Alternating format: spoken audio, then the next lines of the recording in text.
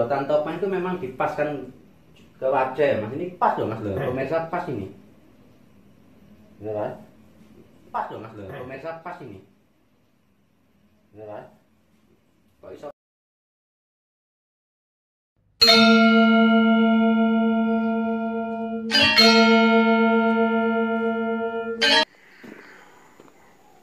Bismillahirrahmanirrahim. Assalamualaikum warahmatullahi wabarakatuh. Jumpa lagi bersama saya Mbak Gaul Official.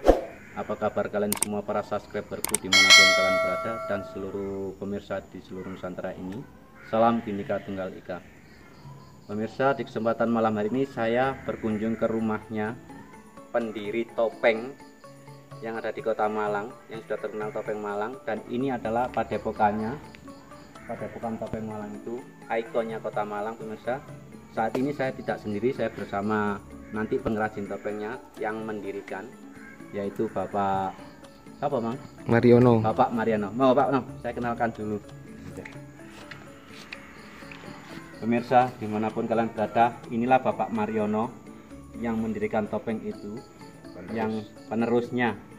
Jadi dulu kakek-kakeknya itu adalah pendiri topeng Kota Malang dan sekarang diteruskan oleh cucunya. Dan topeng Malang, pemirsa dimanapun kalian berada sudah tahu bahwa topeng Malang itulah ikon dari Kota Malang, sudah terkenal sampai ke mancanegara ya Mas. Nah, hari ini saya mau datang ke rumah panjenengan, mau ngelihat-lihat topeng yang belum jadi, yang panjenengan bikin. Proses pembuatannya nanti tolong dikasih tahu lah, biar pemirsa yang di rumah nanti juga bisa menirukan cara membuatnya kayak apa. Oke, kita akan masuk ke rumahnya. Pemirsa, malam ini saya sudah berada di kediamannya Bapak Mariono. Jadi Bapak Mariono ini adalah pengrajin topeng Malang, ikon Malang ya. Di sini tadi yang saya bilang bahwa Pak Mariono ini meneruskan dari dua leluhurnya yang dulu juga pengrajin topeng, yang tadi dimakamkan di Jadi Bundan. Jadi desa apa Mang? Karangpandan. Desa Karangpandan. Desa Karangpandan. Nah, Mas Mariono, sejak berdirinya jenengan apa membuat topeng ini sampean sendiri, maksudnya bukan leluhur ya, itu berdiri tahun berapa dimulainya? Kalau saya sendiri sebenarnya mulai ada minat atau keinginan buat topeng itu SMP. Tahun 84 berarti sudah lama sekali. Nah pemirsa, kalau proses pembuatan topeng itu, jadi awal mulanya terbuat dari kayu apa ya? Ini kebetulan saya dari kayu sengon. Kayu sengon, dan ini kayu topengnya belum jadi bentuknya masih seperti ini. Dan nanti setelah diukir-ukir jadinya seperti ini. Nah setelah diproses, dihaluskan, di finishing, barusan nanti seperti ini. Nah seperti ini, dan setelah dicat, dikasih warna, dan nanti seperti ini. Jadi topeng Malang itu sudah terkenal sampai di mancanegara, sampai di luar negeri ya Mas ya.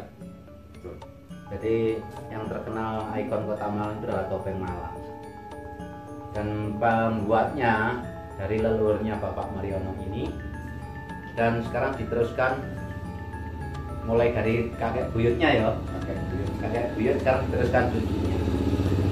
Meneruskan dimulai tahun 84, perkiraan kurang lebih sekitar 84. Dan proses pembuatan topeng ini Mas Mariono diperkirakan kurang lebih berapa hari untuk membuat topeng?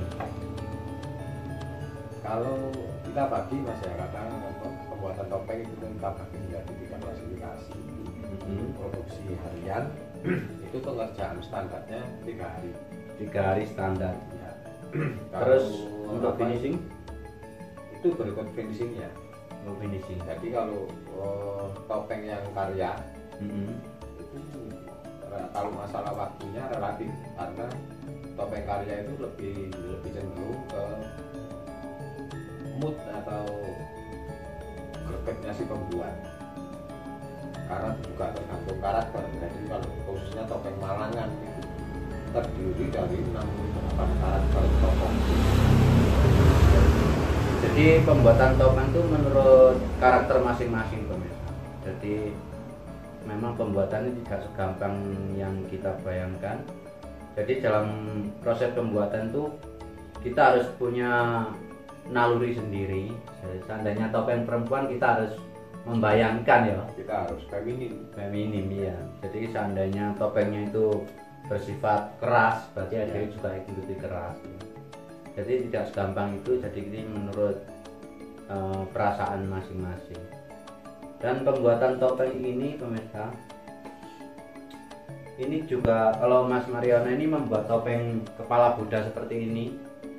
Tadi bincang-bincang dengan saya, bicaranya katanya harus melalui karena Buddha itu kelas AC, kita harus punya belas kasih dulu baru membuat. Dan nanti topeng ini bisa seperti bernyawa ya, muncul aura. Muncul aura. Dan Mas Mariono ini kalau membuat topeng hanya pakai alat-alat seperti ini. Nah, iya Mas. Iya, betul. Ini pakai alat seperti ini. Jadi proses pembuatannya, cuma kalau nggak berjiwa seni juga nggak bisa. Jadi pemirsa dimanapun kalian berada bisa pesen topeng ini di rumahnya Bapak Mariono. Dan harganya nanti bisa di komen saya ya. Bisa tanya-tanya di komen saya, nanti saya sampaikan ke orangnya. Punya channel Mas Mariono nya? Kalau kebetulan cuma WhatsApp Mas. WhatsApp dan nanti gampang nanti di komen saya, nanti baru saya sampaikan, bisa pesen di saya nanti. Saya nggak ngambil baki, tenang aja. Jadi ya inilah topeng yang terkenal di Kota Malang, pembuatnya leluhurnya Bapak Mariono ini juga sekarang diteruskan oleh Bapak Mariono ini. Dan letaknya kalau yang dekat-dekat sini dari area Kota Malang, tolong sebut desanya. Kalau desanya Desa Karangpandan, tepatnya Dusun Bendo atau Dusun Kedung Monggo. Nah, Dusun Kedung Monggo, Desa Karangpandan, Kecamatan Pakisaji. Jadi pemirsa bisa datang ke sini untuk memesan topeng ini. Bahkan orang luar negeri pun juga banyak yang pesan ya. Betul kan? Karyanya Bapak Mariono ini sudah di mana-mana. Ya. Jadi kayak seperti ini belum jadi kepala Buddha, ini juga masih pesanan orang. Ya. Dan ini juga, ini jenisnya apa Mas? Kalau sejenis toko cakilan. Toko cakilan. Dan ini menandakan yang ada di dalam tubuh kita, bahwa kita itu punya sifat budidaya, Buto hijau. Jadi wajahnya kayak Buddha ya? Lebih miripnya sejenis kera, sejenis monyet, anoman gitu. Cakilan, tapi ini tokonya namanya Kolowadung gitu. Oh, Kolowadung. Jadi topeng sejenis Kolowadung ini hampir-hampir mirip cakilan, dan cakilan itu hampir mirip monyet. Kalau dulu sekarang itu monyet, kalau dulu anoman. Dan kalau di zaman dahulu anoman itu namanya Began Kapiworo. Ya, Began Kapiworo ya. Yang pernah bertapa di Gunung Kendali Sodo, yang bisa yang mampu menemukan jimat Kalimosodo. Kalau di zaman sekarang sahadat, karena sahadatnya manusia itu enggak sahadat cuma satu tok, ada sahadat penetep, sahadat agomo, sahadat panuntun, juga sahadat tanpa satu ya. Dan sahadat tanpa satu itu kembali lagi ke perempuan. Jadi ucapan seorang perempuan itu lebih mujarab daripada ucapan yang lain-lain ya. Jadi pemirsa di rumah, jadi pembuat topeng ini Bapak Mariono harus memenuhi karakter, punya karakter berbeda-beda ya.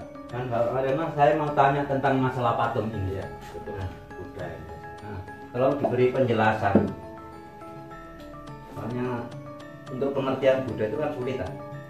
Nah, jadi kan harus punya karakter Buddha itu kayak apa gitu.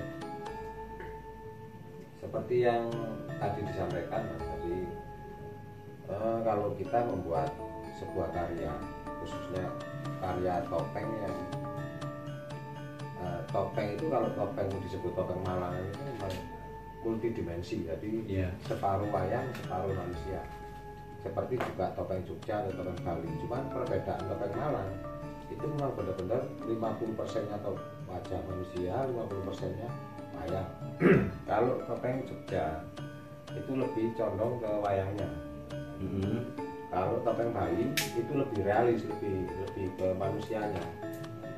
Jadi kalau topeng Malangan itu memang benar-benar separuh wayang separuh manusia. Kan untuk mengenai karakter Buddha kita berbincang-bincang tentang masalah karya. Ini kebetulan pesanan orang Surabaya.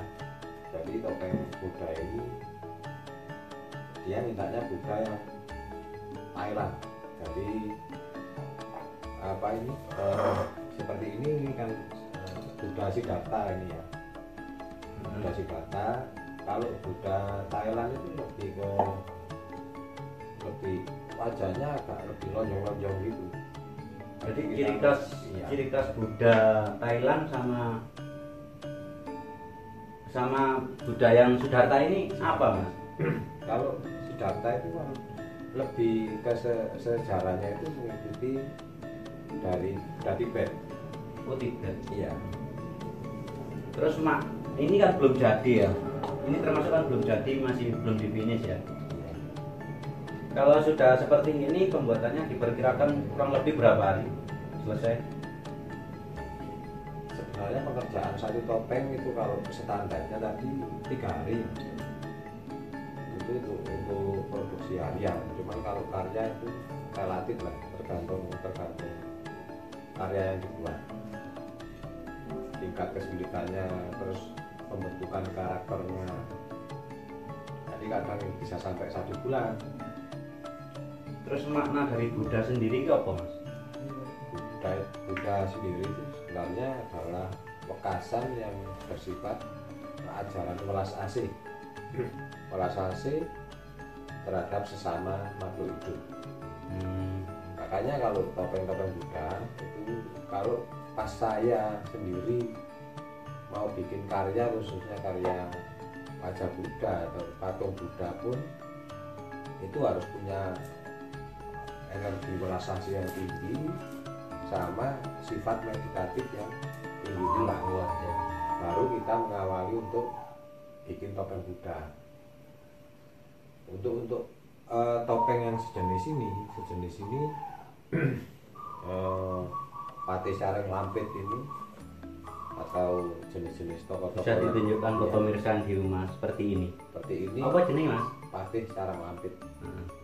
Itu harus memahami betul atau menjiwai karakter dari tokoh yang kita buat. Sareng Lampit ini harus apa ya? Harus berangasan, harus ada bersifat keras ya. Sifat jahatnya sedikit. Ketika si pembuat topeng belum mempunyai aura ke situ ya, kalau saya bisa mirip ya, nggak bisa hidup lah. Bisa hidup. Kita kan termasuk mentransfer energinya gitu. Iya. Memang dari segi logika kalau kita mengukir itu kan main perasaan ya. Secara nggak langsung berarti energi kita masuk ke dalam karya kita. Karyanya. Terus kalau saya amati nih, ini sama Buddha ya? Sesama Buddha. Ini ada senyumnya loh, Mas. Tapi ini kenapa kok tidak? Dimungkinkan proses Buddha itu kan secara emosionalnya juga manusia beda ya. Jadi kadang makanya ada cerita Buddha tidur, ada cerita Buddha bahagia, Buddha ketawa. Iya, Buddha ketawa. Atau Buddha yang sudah istilahnya memanifestasikan dirinya terhadap zatnya itu tadi. Tapi pembuatan topeng itu memang dipaskan ke wajah ya, Mas. Ini pas loh, Mas loh. Pemirsa pas ini. Ya kan? Kok bisa pas ya? Ini memang topeng ukuran wajah. Jadi memang ada topeng yang kita juga kebetulan habis. Jadi setelah topeng ukuran wajah, nanti yang bawahnya sedikit ada topeng medium, ukuran yang medium. Kurang lebih sebesar HP ini lah. Oh iya ya.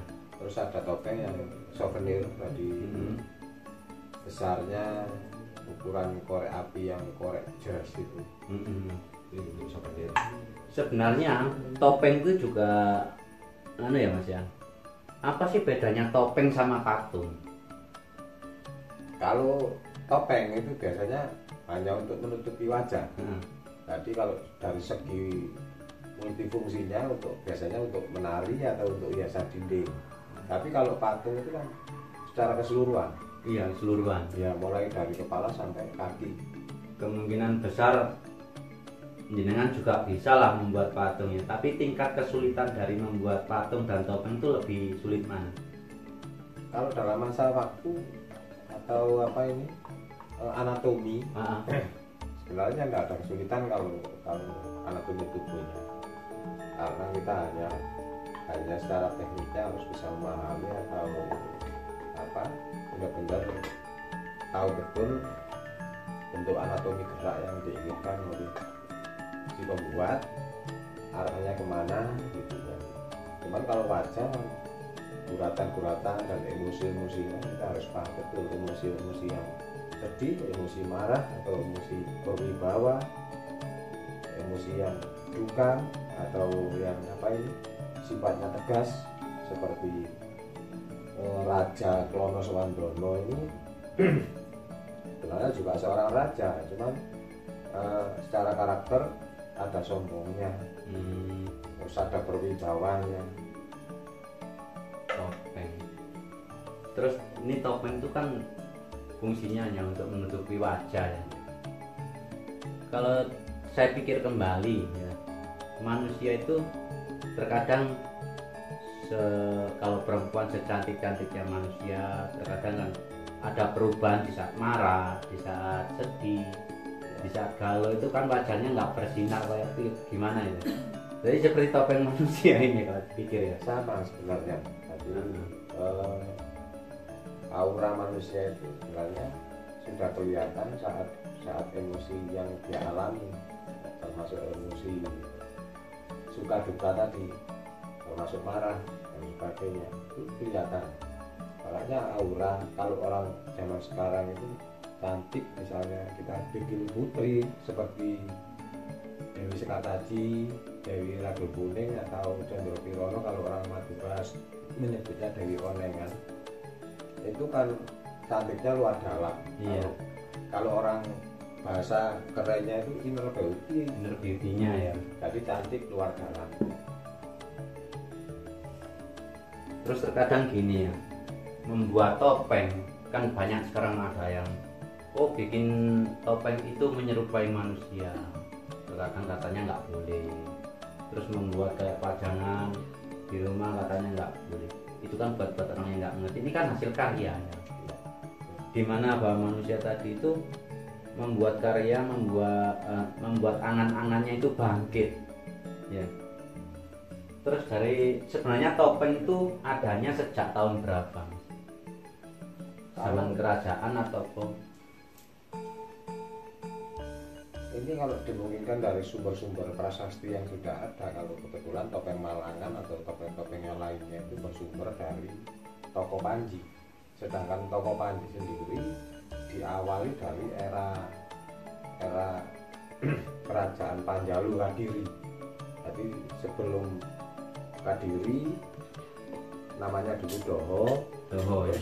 Dulunya Panjalu. Dimulai dari eranya Prabu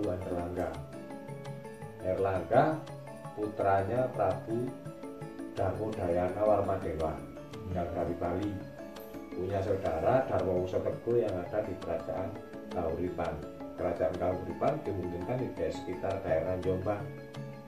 Nah, kedua putra Darmodayana sama Darmo Wosoteguh ini adalah masih keturunan Musindo yang dari Mataram, Jawa Tengah. Berarti topeng itu ada sejak zaman kerajaan. Ya. Cuman dulu topeng dari batu, Pak. Batu. Ya. Oh ya, seperti patung ya. Ya, dari dulu fungsinya lebih ke arah ritual, menggambarkan sifat-sifat ritual. Ya, sifat dari 20 sifat.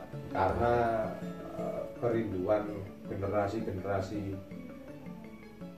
setelah eranya Erlangga, jadi untuk bikin toko Panji atau Panji Asmoro Bangun atau Panji Kudono Warso dan toko-toko yang lainnya dulu dibuat dari batu gitu. Malah dari batu ya, lebih sulit lagi untuk mengenang para pendahulu nanti. Dibikinlah topeng.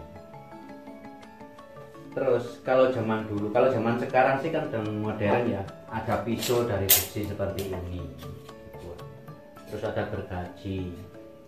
Kalau zaman dahulu itu pakai apa perkiraan? Kalau zaman era-eranya Panjalu itu zaman besi Masih zaman besi. zaman besi, bukan megalitik. Berarti orang zaman dahulu itu sudah lebih pandai. Sudah, malah boleh saya katakan kalau dari sumber-sumber prasasti yang sudah ada, zaman dahulu itu sudah maju. Masalahnya zaman dahulu kan orang itu banyak yang nggak sekolah kan, hanya berdasarkan pengalaman. Yang menjadi teka-teki dalam pikiran saya dari dulu itu banyak loh mas. Kalau zaman sekarang kayak gini kan masih ada orang belajar sekolah ya. Terus zaman dahulu itu kan hanya sekedar pakai perasaan dan angan-angan. Kadang kita berpikirnya gini, leluhur kita itu loh menciptakan topeng tujuannya untuk apa sebenarnya dulu itu loh. Barangkali jenengan ada penjelasan. Ya itu tadi, jadi fungsi daripada topeng selain kalau sekarang itu selain sebagai hiasan dinding dan alat pemeraga gerak tari, kalau dulunya sangat dimungkinkan untuk, karena dulu cat lukis atau apapun juga masih terbatas, jadi topeng dibuat untuk mengenang para leluhur yang sudah meninggal, termasuk patungnya Dewi Pratnya Paramita, Dewi Sulita, atau patungnya siapa ini, Prabu Erlangga yang memakai nama lain sebagai Arjuna Wiwaha atau Prabu Wisnu. Sekarang kalau dipikir ya, zaman dahulu kan nggak ada bolpen, nggak ada tinta ya. Terus orang itu kemungkinan ya pewarnaannya itu loh. Kalau dulu eranya kakek saya itu pakai bahan-bahan warna yang alami lah. Jadi untuk warna putih itu biasanya diperoleh dari serbuk sama tumbukan beras atau tumbukan tulang. Warna putih, cuman nggak putih yang seperti sekarang, jadi putihnya agak biru gitu. Untuk warna hijau diperoleh dari bahan-bahan seperti pandan alas atau apa ini, kalau biru itu dari kembang gencret. Maksudnya real alami dari daun-daunan ya. Ya cuman proses pemulasannya, pewarnaannya nggak bisa seperti cat-cat yang sekarang, jadi mesti diulang-ulang. Untuk warna merah dari sumbu keling, atau dari agak kuning-kuningan itu dari pohon pinang, cabai yang agak warna kuning gitu. Terus warna-warna, kecuali kalau emas dulu juga pakai ini dari rumah-rumahnya apa ini, antum malahan ya, itu ditempelkan sama perekat getahnya jeruk. Berarti jadi pemirsa, semuanya itu kalau zaman dahulu itu leluhur kita itu membuat topeng, melukis, menggambarkan leluhur-leluhurnya yang sudah meninggal, kayak raja-raja itu ya, itu pakai pewarna alam. Ini kalau di era kerajaan Singasari apa sudah ada? Kebetulan kalau kita bicara tentang silsilah Panji, mulai dari Erlangga dan Prajas Sari, termasuk apa ini kakaknya perempuan Dewi Lusuk yang berkata di Sleman, yang satu keturunan Panji atau Selalu 1, 2, 3 eranya Jayabaya, terakhir tahun 1222 Prabu Kertajaya itu diserang oleh penguasa Singasari melalui dinasti Rajasa Ken Amrok, Prabu Tanda Gendis. Jadi pemirsa, tadi Mas Mariono ini bilang bahwa dia bilang ada pilih suci ya. Itu tempatnya di Selomangling Kediri. Ya. Jadi tunggu nanti saya akan nge-vlog di sana. Saya akan mencoba ke Selomangling karena di sana menurut cerita pernah ada yang cerita ke saya bahwa di sana itu sebenarnya gua ya. Juga ukir-ukirannya juga ukiran zaman dahulu ya. Berarti kalau ukiran lama biasanya besar-besar itu bentuk tribalnya kalau zaman sekarang ya. Enggak, kalau ukiran Malangan itu lebih monoton ya tadi. Seperti kalau Jawa Tengah, tempatnya Jogja itu biasanya motif yang dipakai juga monoton, cuman dominan gunung-gunungan. Gunung ya. Ya. Kalau di sini nanasan, nanasan sama kul. Kalau kita bicara tentang Jogja, barusan panjangan bilang Jogja. Jogja itu yang jadi ikon Jogja itu kan Borobudur ya. Borobudur. Terus kadang pemirsa kita itu juga bingung. Borobudur itu dulu belum ada arsitek ya. Sudah Pak? Oh, zaman dulu. Sudah. Cuman istilah arsitek itu kan sekarang sebenarnya. Iya. Ya. Kalau zaman dulu kan itu kan nggak tahu ya. Itu sampai sekarang kan nggak ada semen kok zaman dulu. Kalau bisa apa, kita menggarisbawahi atau menggambarkan pembangunan Borobudur sebenarnya memakan waktu yang cukup lama. Sebenarnya ya. Tidak bisa dikatakan 5 tahun. Bahkan tahapan-tahapan mulai dari fondasi atau istilahnya stupa yang tengah atau yang atas itu sebenarnya fase-fasenya memang ada perhitungan tertentu. Itu bangunan tuh besar loh, tinggi loh, lebar kok. Kan dekat dengan Candi Supo tau ya? Iya Mas. Candi Sobo ya? Candi Sobo. Iya, Candi Sobo itu dekat sama itu. Banyak orang bilang ada yang apa kayak di Istilano gitu loh. Dulu kerajaan Ratu Belkis sama kerajaan Sulaiman itu banyak loh sejarah bilang gitu loh. Sudah nggak awam lagi loh. Yang namanya pendapat Kan beda-beda ya. sah-sah saja. Cuman kalau apa sumber berita sebenarnya, makanya kalau kita ngomong-ngomong masalah nilai-nilai kesejarahan, khususnya sejarah tentang leluhur bangsa kita, itu sebenarnya kalau dulu itu berita-berita itu dibagi menjadi 4. Jadi berita pustaka Raja Bowa, pustaka Raja Madya, pustaka Raja Antara, sama pustaka Raja Mantara.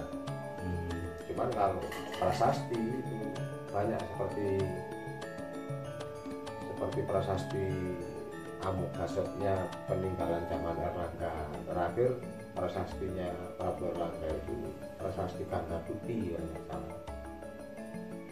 Terus saya mau tanya kembali lagi ke topeng ya Mas.